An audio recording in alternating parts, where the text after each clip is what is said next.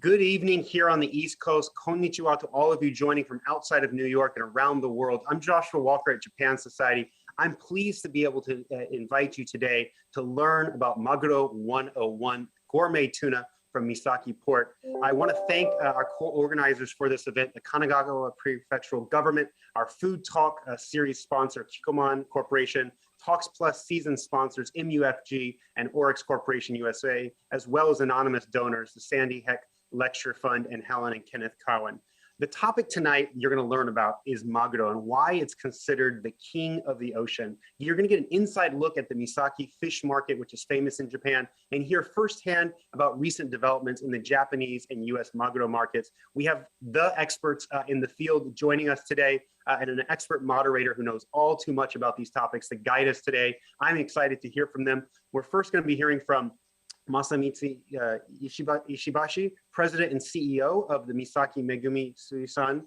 He's a certified OSAKANA Meister and a certified seafood specialist. That's one of the coolest titles I've ever gotten to read. He's devoted to educating students at local schools about the fishing industry and food culture, which is pretty cool as well. And then right here in New York, we have Yuji Haraguchi, who's the owner of OSAKANA Fish Market in New York City. OSAKANA is a Japanese-style fish market founded in 2016 with a mission to make high-quality takeout sushi and sashimi more accessible to everyone throughout New York City, which I can't think of a better mission than that one. I'm excited to have you, Yuji-san. And then, of course, last but certainly not least, someone that's very familiar to this crowd, Akiko Katayama. She's a food writer and a Forbes.com columnist, and also a host and producer of Japan Eats, a great podcast, a weekly radio show you definitely need to check out if you care about Japanese food. She introduces food culture, Japanese food culture, to a global audience. I highly recommend it. We're going to start tonight with a presentation by Ishibashi-san, followed by a lively discussion about what he's discussed in the Maguro markets. Then we're going to turn to a virtual tour of the Misaki Port, and then we'll have a cooking demonstration by Haraguchi-san. So you're in for a treat. With that, let us get started. Now, please join me in welcoming Mr. Ishibashi-san. Ishibashi-san, dozo. Hi, good morning, everybody from Japan. So I'm Masamitsu Ishibashi of Misaki Megumi Suisan. Thank you for giving me the chance to speak here today. So I'm going to talk about Misaki Maguro. So only 10 minutes is allowed today, so it should be a quick story. So let's get started. So first of all, let me talk about our company, Misaki Megumi Suisan. Misaki Megumi Suisan is located at Misaki Port. It is at the very tip of Mira Peninsula in Kanagawa Prefecture. We have more than 50 years experience of Maguro business in Japan. Also, we have restaurant business. We have 11 restaurants in Japan and 3 are in Singapore right now. So we distribute to other restaurants like sushi bar, supermarket, hotel, and ryokan all over Japan. Also, we exporting is increasing for last 10 years. Now we export 18 countries, including the United States. Next, please. So Misaki Port is a very convenient place. It is located at south of Tokyo. It takes like one and a half hours from Tokyo to Misaki by driving. And from Yokohama, it takes only 1 hour by driving. I think this convenience is one of the reasons that Misaki Port became famous for Maguro. If people around Tokyo heard the word of Misaki, they would imagine Maguro. So Misaki should be Maguro town. Next, please. So, but actually, Misaki Maguro are not caught near Misaki Port. Misaki Port is a basement port of the deep sea fisheries. So Maguro from all over the world come to Misaki Port. So this slide shows catching area of Maguro. So you can see Maguro can be caught all over the world from these pictures. So next, please. So all Maguro vessels come to Misaki Port have super frozen unit. It can keep minus 60 degrees Celsius, which is minus 76 degrees Fahrenheit. So as soon as they catch Maguro, all blood, all guts, all gears are taken off on the vessel and putting them into super freezer. So maguro goes to be frozen quickly. On this temperature, it can keep a good color and a good freshness. So you can say all Misaki maguro are frozen, but super fresh with super freezer. Next, please. There are 5 kinds of maguro: bluefin, southern bluefin, big eye, yellowfin, and albacore. Generally, bluefin is the most premium maguro. Bluefin, especially in season, have a good toro. Southern bluefin in season have good toro as well. Big eye yellowfin are mainly caught in warm water around the equator, but some of them are caught in cold water. They have good toro as well. So each kind has different unique taste, but quality is up to where, when, how they are caught. Next, please. So this slide shows how maguro are caught. These 4 ways are used for catching maguro: long line, port seine, fixed net, and pulling. So almost all Misaki maguro are caught by long line fisheries. There are some different opinions, but I think this is the best way for best quality, the best sustainability. On the other hand, maguro by per se is not good quality. Misaki Megumi Suisan does not buy and sell maguro from per se from 2012. Fixed net is not so popular for maguro fisheries.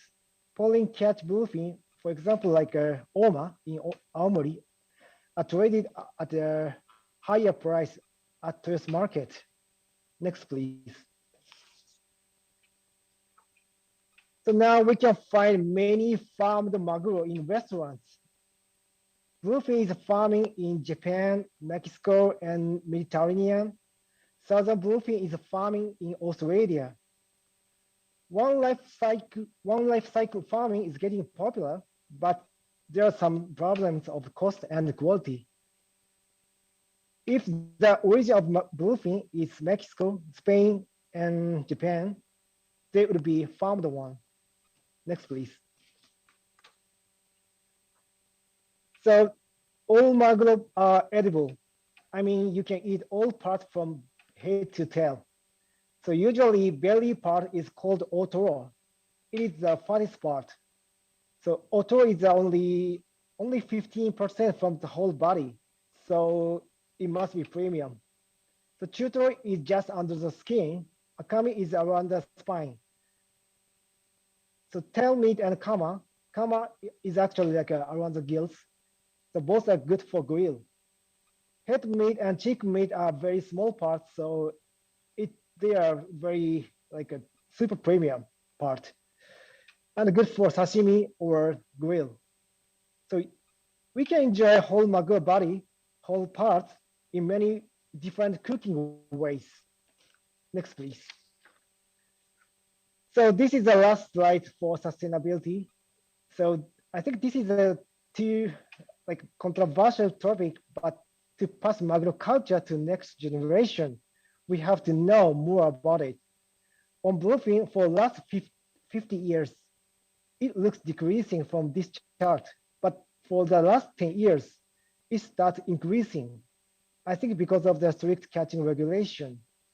This means as long as we follow catching rule, maguro would not decrease. In my opinion, another issue is how to catch. I think per se fisheries to increase all over the world. Per se is so efficient to catch more maguro, but fish quality is not good. That is why Misaki Megumi Suisan does not buy and sell tuna of per se. Also, water temperature is another issue. It is getting higher, same as the air temperature. So catching area of maguro seems to be changing due to water temperature. We may have to rethink our activity not to make worse situation. Under the sea, there are so many things that we don't know. So consumers, distributors, and fishermen, all stakeholders have to correct knowledge about sustainability. Okay, well, that's it for me. I hope you know a little bit more about Maguro. Thank you.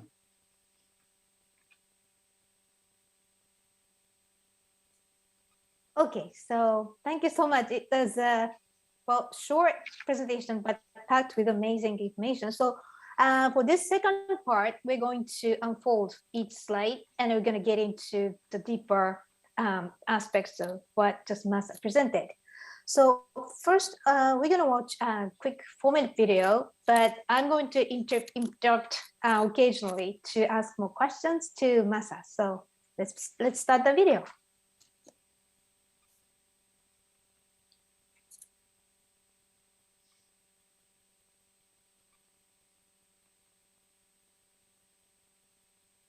Okay, so this is a Misaki Port. So Japan is surrounded by the Pacific Ocean and the Sea of Japan and other rich waters and that are full of seafood. So how many tuna ports are there in Japan? So mainly there are 3 super frozen tuna ports in Japan. So Misaki Port is one of them. I will explain it detail later. Okay, and yeah, these brokers are cutting the tail of tuna and defrost it and put it on the body of tuna. So what are these people doing? Why they cut the tail? Oh yeah, actually they are grading. They are so in the market. So there are tuna brokers and they're grading tunas by checking the tails. So this process is called mekiki in Japanese. It takes, I think, to be the grading master, it takes like more than 10 years. Wow. Okay. Yeah, so mekiki is not just a tuna, but evaluating something very professionally, right? Okay. And so, well, Misaki, you said known for port for deep sea fishing, and well, these vessels are equipped. All the vessels are equipped with the super freezer. You said minus 60 degrees, and I heard a regular freezer at home is minus 18, and it's minus 60. So it's really freezing. But what happens if you don't have a super freezer? What's the quality? So actually, like a super frozen temperature is needed to keep its freshness and colors. So if you keep maguro into the regular freezer, I think the color changed faster. I mean, the darker. Actually, like the oxidation that happens on the regular freezer temperature. So on the super frozen temperature, you can stop the oxidation. Right. So, and I heard the super freezer became more available in 1960. So before that, the tuna was not as tasty as what we can taste right now. Right. Okay. So, all right. So we can move on to the next, the video part.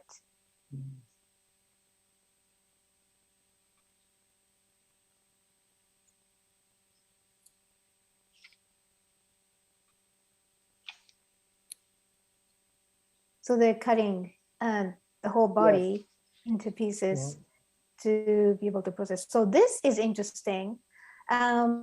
So you know, this. What is this? This is I've never seen it. You don't see it at the sushi restaurant. This is kama, which is color around the gill part.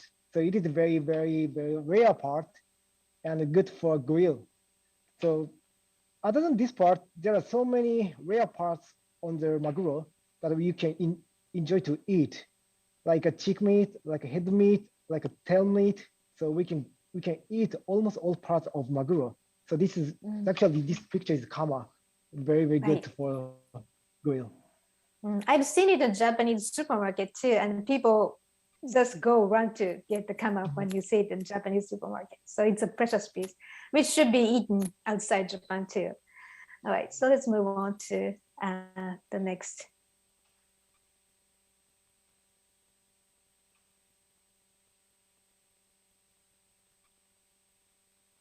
There are so many maguro restaurants in Misaki. right? Including, I think you own restaurants too, right? Right. And so is Misaki brand tuna available at wholesale only, or you sell it to consumers? Oh yeah, we don't sell to tourist market, but we sell directly to restaurant and supermarket. And now we export to Misaki Maguro to 18 countries, including the New York and Singapore. So That you can means tell I can order. Okay. Right. Right. Yeah. Wow, that's amazing. From your website directly to me or the consumers. Okay. Nice. Right. So, all right. And then let's see. So we can move on to the next. So you can Now, I defrost. think when you purchase frozen tuna, I recommend that you wrap it with kitchen papers and put it into the fridge overnight. So it defrosts slowly, which prevents the tuna from losing its taste and the water. Right. So that's another beauty of the super frozen tuna, right? Because you don't have get the ice crystals that can damage the flavor, right? Okay. So that's the end of the video. So everybody got to see, which you would never normally see, about the Misaki Port. So let's move on to the discussion.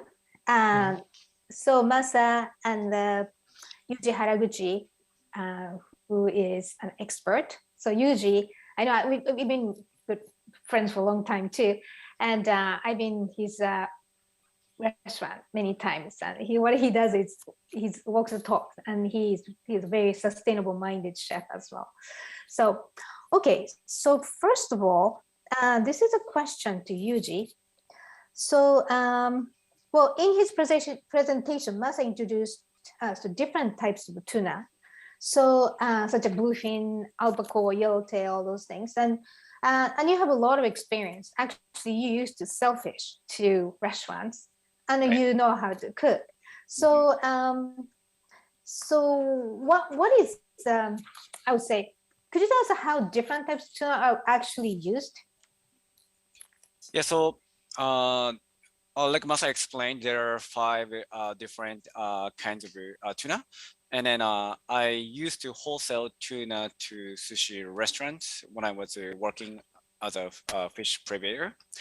And then what I realized is that the demand for larger tuna is much higher for sushi restaurants because of the fat content. But those tunas are not so good when it's cooked. But I realized that smaller tuna, such as albacore, like a yellowfin tuna, much suited like better for cooking, such as making a confits, or a lot of the canned tunas are made with this smaller tuna. So I realized it's important to realize different like cooking preparations for different kind of tuna, not limited to sashimi only. Right. Okay. Yeah, that's interesting. That the bigger part, bigger fish, and the more fat, it sells a lot, and everybody wants to have otoro, chutoro, sushi restaurant. But it's important to pay attention to other parts, including kana, we watched in the video, and so many other types of tuna. Like albacore can be canned, and which is delicious too. To yellowtail, of course, and those things we should really learn. And I think Yuji and other chefs are the educators. So good luck. So, and the next question also is to Yuji. So, so in his presentation, Masa showed us various parts of tuna. So could you tell us what types of cooking are most suitable for each part based on your experience? So like if like well, I'm gonna talk about the like large tuna, like ebigai and then bluefin, because that's a larger demand. The fatty part of the tuna, like chutoro and toro in general, are not so ideal for cooking because the fat will melt down right away. And a lot of people want to use like a seared tuna outside, like keep it inside rare. Those type of preparation is better with lean tuna, which is known as akami. So leaner, better for cooking if you want to, and then a fattier, I think it's better if it's raw. And then another part that's kind of overlooked is also the bloodline of the tuna. The bloodline is something that the sushi chef and then everybody actually removed before they make a sashimi cut. But that part is really good if you braise it with like a soy sauce, sake mirin, that kind of a braising technique. It's good with some parts that's more bloody. That's kind of what I realized. Right. So bloody part, I think as a human being, I think we tend to prefer kind of bloodiness, like rare, medium rare steak. So that makes sense. And we're not paying attention to the similarity between red meat, meat animals and tuna. So and actually you use tuna bones for your soup, right? Ramen? Yeah. So that was the first thing that I did when I was selling tuna. I just realized so much weight of the tuna go into the trash. And I just thought that the best way to utilize those bones and head are to make it into broth. So we sell fish broth and then we also turn that into ramen broth. That's kind of the first like way of utilizing the parts that usually goes into waste otherwise. Right. And people, for those who like tonkotsu ramen, but sometimes it could be too heavy. So in replacing pork bones with tuna bones, you have a very delicate ramen. And that was my favorite ramen at the restaurant.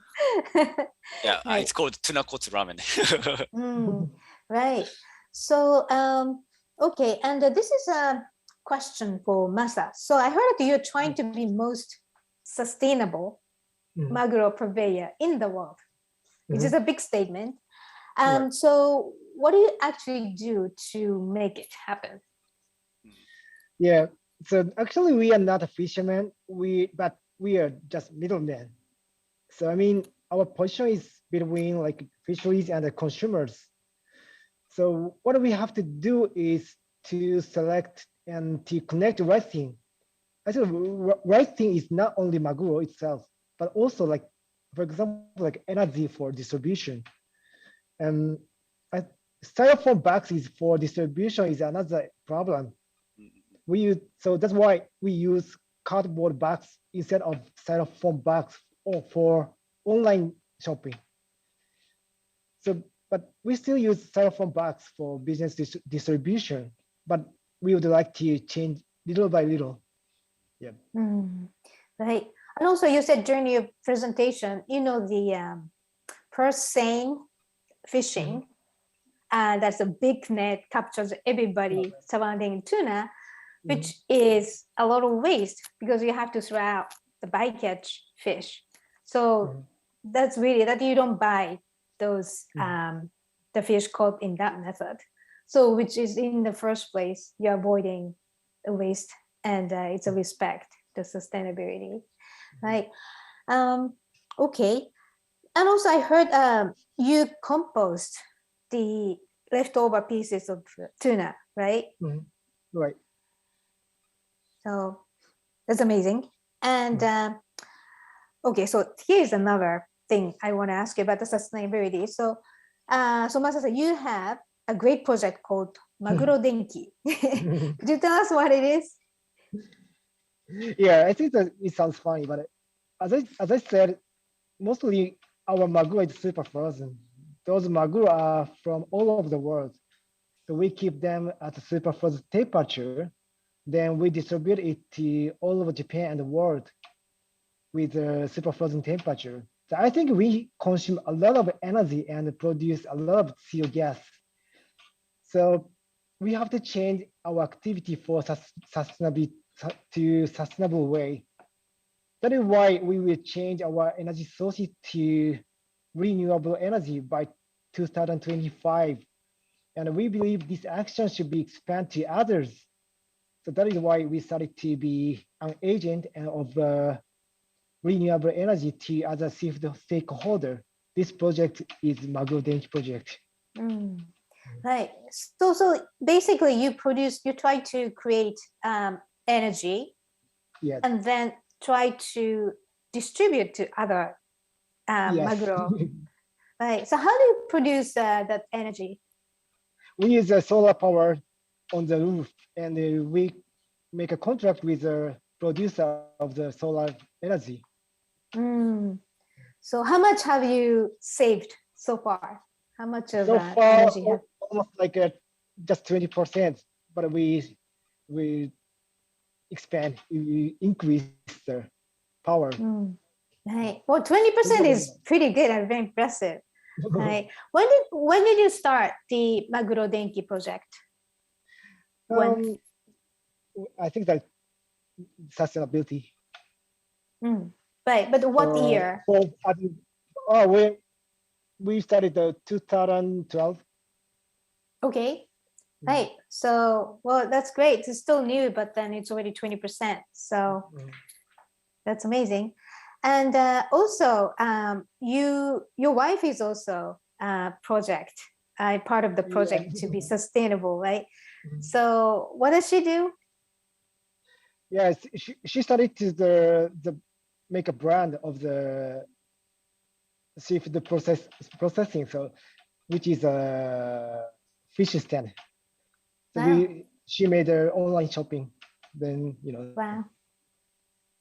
Right. And also I heard, right. And also, so she realized that it's important. So she takes action. And I heard she grows chicken in your yard. Oh, yeah. And right. So try to be really sustainable. That's amazing. Nice. Right. So this is a question to Yuji. You're known for using a lot of local fish at your restaurant to practice sustainability, and I tasted great fish. I was so educated by you in the past. So could you give us some examples of local fish that you like? Yeah, definitely. So New York is just like Misaki. It's surrounded by the ocean, and there are so many great fish over here, but a lot of people don't connect the seafood with the New York. So I try to use the seafood that's caught in locally in New York for my restaurant and for my fish market. And some of the fish are same as Japan, like some fish you can catch here and then there. The great example is Spanish mackerel. It's known as a sawara in Japanese. So you can find a great sawara here, and then you can find a great sawara in Japan. Hirame, fluke, is a great local fish in New York and New Jersey. And then the fluke is also a great fish in Japan as well. And then some of the fish that doesn't exist in Japan, but it's great here. My favorite one is called bluefish. Bluefish is very popular here in locally for sports fishing, but not so much for eating, but it tastes great. Yeah, so I try to find something that's people are familiar with from fish from Japan, but also trying to find something that's very rare only to here. So it's been a really fun challenge to find and then discover and then introduce unique fish from both countries. But how do you prepare? Like, what's the recipe? Like, for example, what's your favorite bluefish recipe? Yeah, so bluefish is very bloody. That's why it's called bluefish. It turns very dark so easily.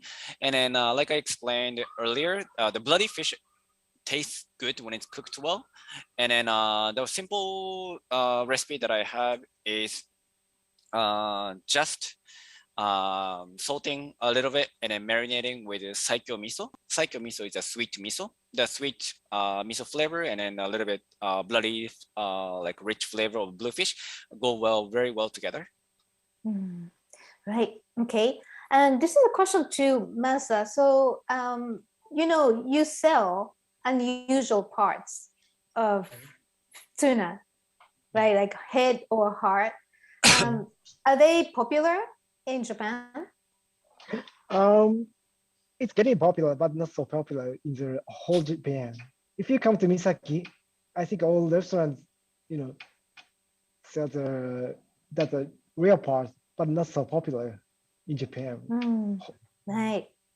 Oh, it's a shame because I think they are the most delicious part. In Japan, they are called horomoyaki restaurant. It's homo means like organ meat restaurant. They're so popular. There's so many restaurants, and some people like those places. Some people may not be familiar, but they're the most nutritious part. So, and I think it's the medicine. If you want to be strong, and then if you want to strengthen your heart, you eat heart. And if you want to have some certain part of organ, like a liver, you get stronger liver. That's a kind of old belief, but I think it's not just a fake. So, yeah. So, okay. Well, hopefully we can try to sell all those unfamiliar parts because, well, before tuna became, the toro became popular, Japanese people used to throw away toro, the most fatty part, the prized part, because before 19th century, Japanese people didn't like any fatty food. They're not familiar with fatty food like before Western food came into Japan. So we throw away all the gold into the ocean, not knowing it's going to be so expensive now. So yeah, we really have to educate ourselves because who knows, our product is going to change. And that's this whole discussion hopefully is going to let our audience think we can discover something very delicious and nutritious. So anyway, there's a question to Yuji. So when you try to sell those familiar fish, what are the biggest challenges? And how do you try to sell good fish that's tasty but unfamiliar? So that's an amazing question because there are so many good fish that are good, but like you said, unfamiliar. The reason why those fish are not popular is because it is difficult to handle. Like it tends to be like smaller fish. It tends to be like just a fish that goes bad very quickly, such as like herrings and sardine. Here is not treated well. That's why it goes bad very quickly because of the reason people have not been exposed to how good it is. So my challenge was to sell it. You have to cook it, or you have to make it as a food. Then people realize how good it is. Then people are gonna try to buy it. So instead of trying to sell fish fillets that people don't know, I have to figure out a way to make it into food that tastes good so that people will be like, wow, this tastes good. What is it? So that's why I started making this restaurant called Okonomi. I started cooking fish instead of serving raw because some fish are not good raw, just like a bluefish, but it tastes great cooked. And then that's people first discover how good the bluefish is. That's why I do food business so that I can turn unfamiliar fish into something tastes good. Right. And you use some magic like sake kasu, sake leaf marinade. Can you maybe talk about that? Yeah. So like the two common way of marinating fish is miso and sake kasu. And then a sake kasu is a byproduct from making sake. So it's a sake leaf and it has a really great umami and has a really natural sweetness. So that really marinates really well with like a fatty fish. And then sake is grown in America. Sake is produced in America too. So it's very accessible instead of trying to get the sake kasu from Japan too. That's why I was able to get a lot of good sake kasu locally from Brooklyn and then also turn that into some good yakizakana. Right. Well, that's a good point. We should promote friends' places. So there's a Brooklyn Kura in Brooklyn. That's the first sake brewery in New York. And also Kato Sake Works. That's by Kato-san, Shinobu Kato. That's the second sake brewery also in Brooklyn. And they really create amazing sake. And I think they are approved by Japanese authentic brewers. So, right. Okay. And then, so when Yuji-san, you used to sell fish to restaurant chefs, yes, right? So how were they accepting all those unfamiliar fish? So the chefs are really excited when I introduced new fish to the chefs. Like, oh, this is a great fish, and then like a lot of the chefs know how great the fish is, but a lot of the restaurants in America tend to be large restaurants, so it becomes a little bit difficult for chefs to communicate that with the wait staff members and then also to the customers. That's why it was kind of like struggle. The good fish is not being communicated well to the end customers through the chef and then waiters. So that was kind of the biggest challenge that I had when I was selling fish, trying to have that communication from a fisherman all the way to the direct consumers. Right.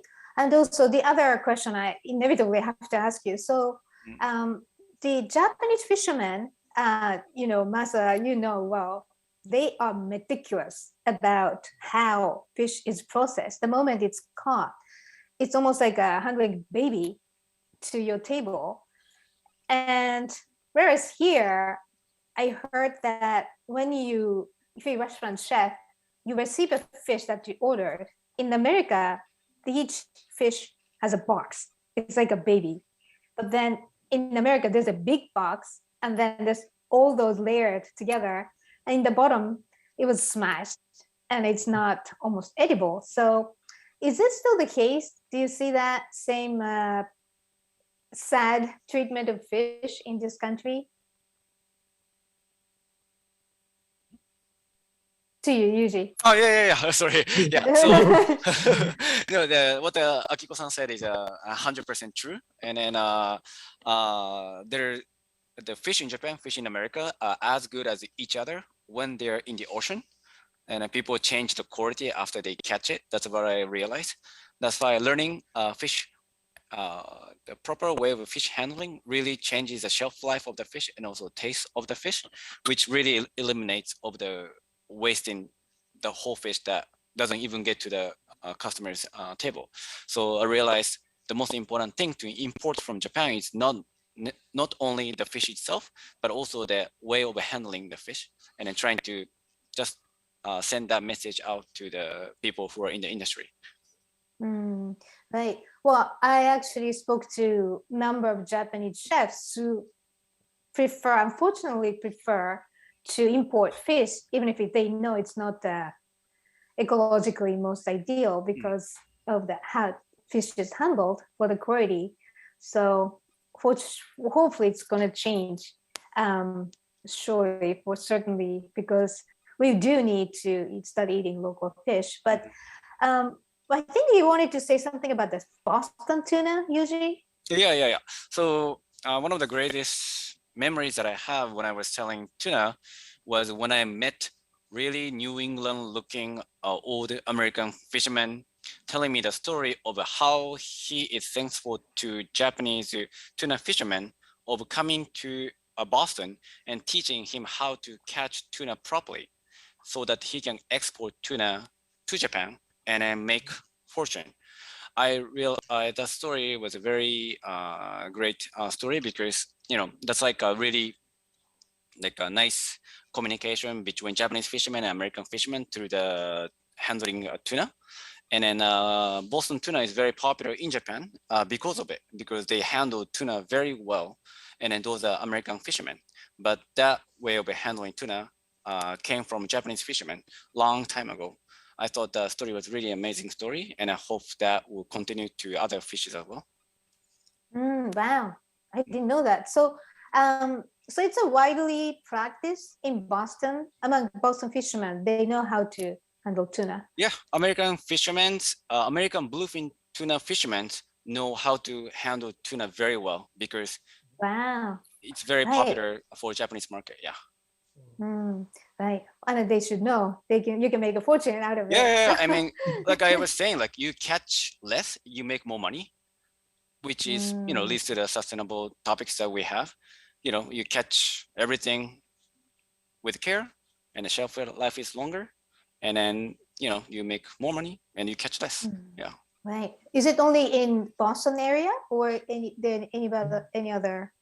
Yeah, so areas? the American bluefin migrates from New England all the way down to actually Mexico, and they actually come back. But higher quality tuna come from New England area, and then a lot of those tuna from New England, Cape Cod, they're also known as Boston bluefin. Yeah, that's kind of the brand in the Japanese fish market in Toyosu. That I'm sure Masa-san knows. Yeah. Yeah. Right. No, So Masa-san, Now we can see a very good quality Boston bluefin in the Toyota or Yukon market. It's a very, very good quality. I agree. Yeah. right.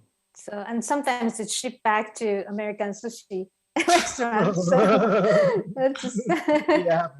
right. I know. Okay, but yeah, that's good to know. That's very hopeful news. Okay, so we need to wrap up this session, but this is my question for Masa. So what are your plans and dreams? Oh, great. Yes, I think one of our vision is a good fish food culture to next generation. So we have to do many things to be done, like sustainability, energy, and the food education. I mean, fish food education. And there are many things we have to consider. And I'd like to people all of the world to enjoy food culture more. And I think that to enjoy fish culture is what we would like to do. Yeah. Right. So I heard that compared to 1980s, the fish consumption and tuna consumption tripled worldwide. So we are really facing, thanks to popularity of sushi and Japanese cuisine, also people started to eat more fish for health reasons. So I think we're gonna eat more fish for good reasons, but we have to be more conscious. But the other thing is that you can't just stop eating tuna, right? Because it's a food chain. And I think Masa-san, you said that when I had a conversation outside this session, you said they're more farmed fish, but then they have to be fed with the smaller fish, which is kind of a problem when you think of food chains. So that's a whole global issue we have to think about how to sustain, right? Okay, so thank you so much. And now, yeah, so I have so many other questions, but they have to move on to the next session. So yeah, so the third part, it's going to be the Maguro presentation method and demonstration by Yuji. So thank you. Thank you. Hi everyone, my name is Yuji Haraguchi. I'm the owner of OSAKANA here in Brooklyn, New York. OSAKANA is a Japanese style fish market. Today I'll be showing you 3 different tuna dishes with the bluefin tuna. The first dish is sashimi salad, the second dish is nigiri, and the third dish is zukedon. Okay, let's start.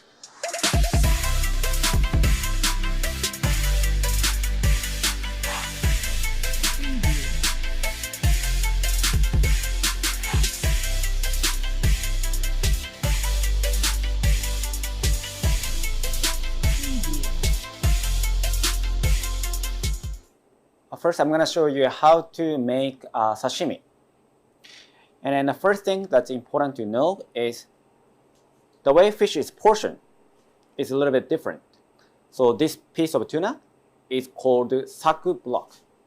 Saku block means this rectangular shape of raw fish that is ready to be sliced into sashimi. So this is akami saku block. Saku block is usually portioned in a way that the muscle grain runs horizontal. So all you have to do is you're gonna cut it straight down. You don't have to think about any angles. So you start from the back of the knife right here, and then you're gonna just pull the knife toward yourself, and then finish with the tip of the knife. Start from the back, you're gonna finish on the tip. Slowly, just pull it towards yourself. So the part that's touching the cutting board is only right here. So you're not going to be throwing your knife against the cutting board. It's just at this part.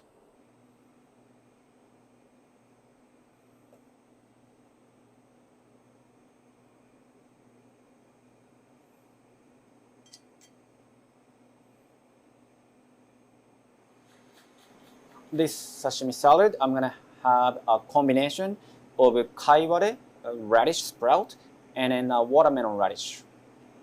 So this is going to be on the bottom.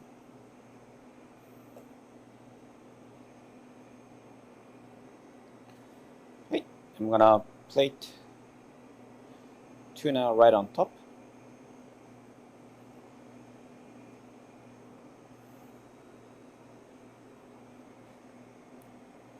This is shiso leaf, which is very nice minty herb that you see commonly at sushi restaurants. I'm going to sprinkle a little sesame.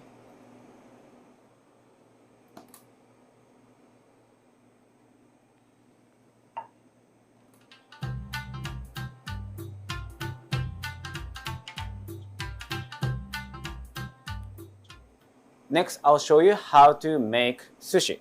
Before making actual sushi, what is a really important step is to prepare sushi rice. So what is in sushi rice? How is it different from regular rice? Sushi is all about how to season the rice properly with what's known as sushi vinegar. So what is sushi vinegar? So sushi vinegar is not just a plain rice vinegar. Rice vinegar is used, but it is seasoned with salt and sugar. Then you season the rice after it's fully cooked. These are the ingredients to make sushi vinegar. This is rice vinegar, cane sugar, salt, kombu, which is a dry kelp, and then a little bit of citrus. The recipe of sushi vinegar is quite simple. It is exactly how you would make a simple syrup. So the liquid and then the solid will be 1:1 ratio by volume. So this is 300 grams rice vinegar, 200 grams cane sugar, and 100 grams salt. And I'm gonna just blend them and then stir it very well until everything is dissolved. The first, you're gonna put rice vinegar, salt, and sugar all together into a pot. And then you're gonna start heating up at medium temperature.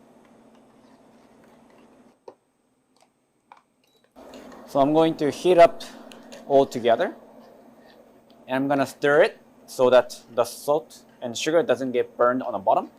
So you wanna heat it up until they are all dissolved, and then that's it. So it will take like 10-15 minutes, but please make sure that you're gonna keep stirring so that nothing gets burned on the bottom. Once everything is dissolved, when you stir it, if you don't feel salt and sugar, and then the liquid becomes clear. First, it's kind of cloudy, but it turns into very clear. And then you don't heat up anymore. You turn it off. This is my original arrangement, but I put a piece of kombu and then some citrus to add extra umami and aroma. Now the sushi vinegar is ready. So I'm going to mix this with rice. Okay, let's season sushi rice. It is important to season rice while it is hot, so you take it out straight from the rice cooker. Then you're going to add sushi vinegar that you just made.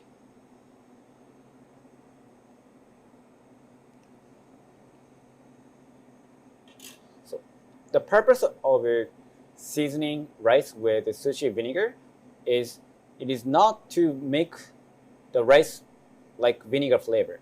It is actually coating all the grains of rice with salt and sugar. So as you can see, once you start mixing, the rice will fall apart. Sushi rice is actually less sticky than just cooked white rice. So how much vinegar you added to the rice, you will know by how soft and how everything is separated. So you're gonna keep mixing until you see no parts that's clumsy. Everything is separated individually.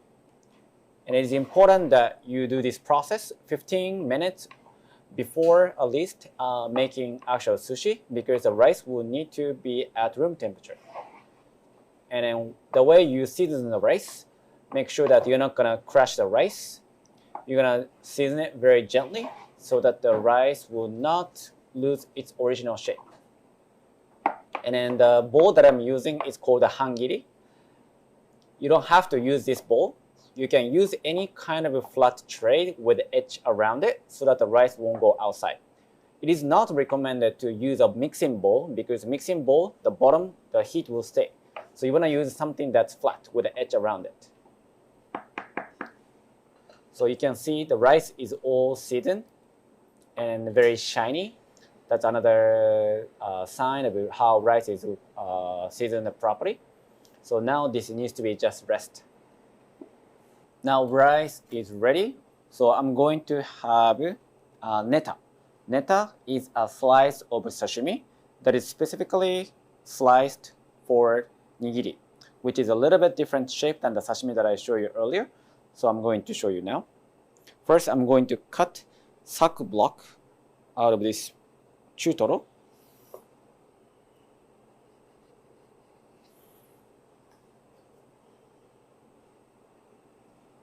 Instead of slicing this saku block like how I did with sashimi, so neta is usually angled. I'm going to show you how. You want to angle it so that the surface is much wider and bigger. How big really depends on how big your nigiri to be, but it's usually sliced in this angle so that the neta will cover the rice properly.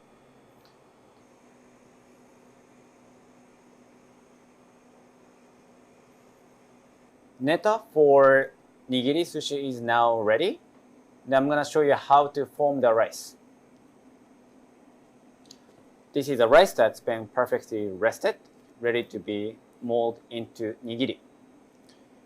So the trick for making this well done at home, I highly recommend pre-portioning. This is called sharidama. Sharidama is a small shape of sushi rice that is formed specifically for nigiri. So you're gonna pre-shape sharidama, and the sharidama should be a little bit smaller than neta. And then by pre-forming sharidama, it really makes it easier to make the shape later. So I'm gonna just use this as a guide, and I'm gonna just keep making this sharidama, and then we're gonna combine them later to make nigiri. So the idea is as if you're making the shape of wine cork with this rice. And then you want to do it very gently so that the rice will not be, so you're not going to crush the rice. You're going to just add airs in between rice and then trying to shape cylinder shape that is a little bit smaller than the neta. So this is how I recommend preparing your nigiri. Slice neta first and then make sharidama separate and have everything ready. If you have this formed ahead of time, the rice will stick together well so that it makes it much easier to make nigiri. First, you take neta and you're gonna put sharidama. All you have to do is you will just form it again in a way so that you can just flip it, and then you can kind of have the rice and then neta all form together like this.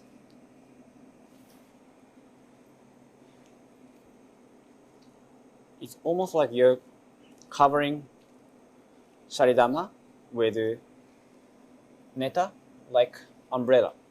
Like every corner should be covered.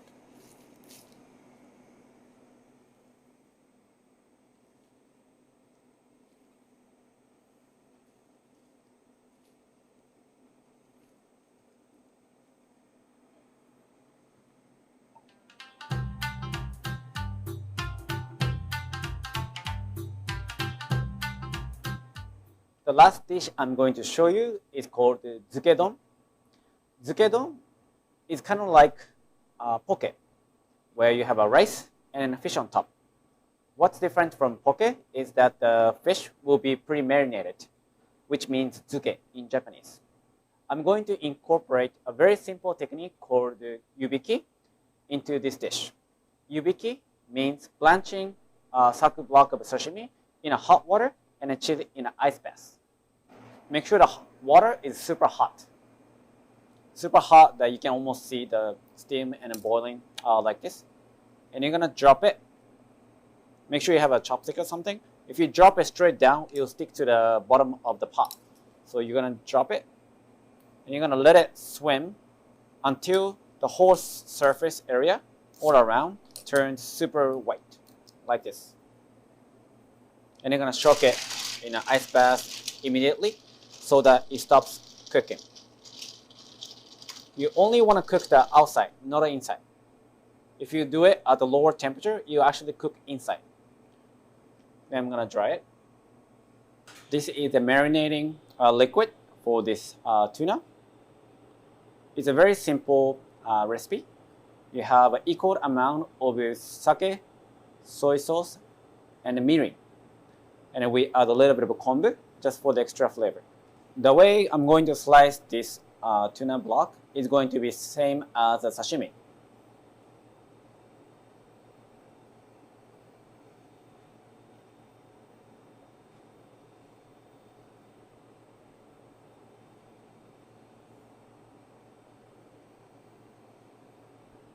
As you can see, the color is completely rare inside, but only outside is cooked. This is how you want to see after the Yubikey is done properly. Then I'm going to just marinate this each piece into this marinating liquid. You're not going to marinate too long. I'm going to just have this marinated for about 2-3 minutes, and then I'm going to just let the liquid out.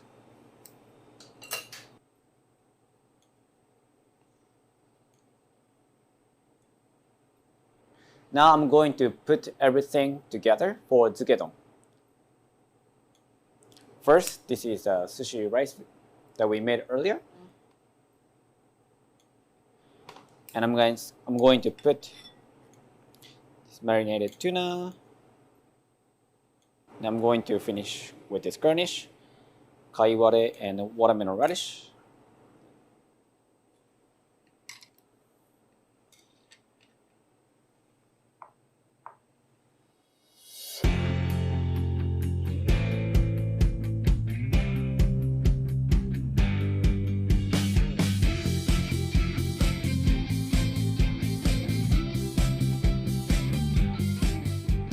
These 3 dishes are very easy to make at home. Please try to make it and enjoy it with everyone.